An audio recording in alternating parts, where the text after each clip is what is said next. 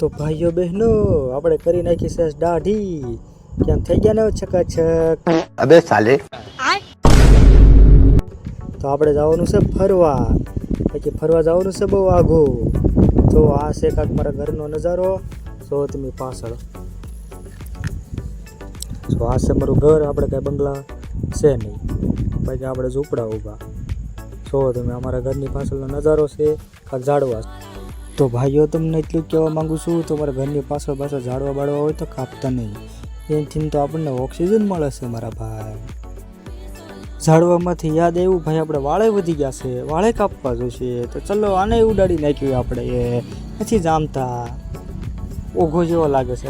તો ચલો સ્કીમાં કા નાકા ડબ ડબ ડબ ડબ ડબ ડબ ડબ ડબ ડબ ડબ ડબ.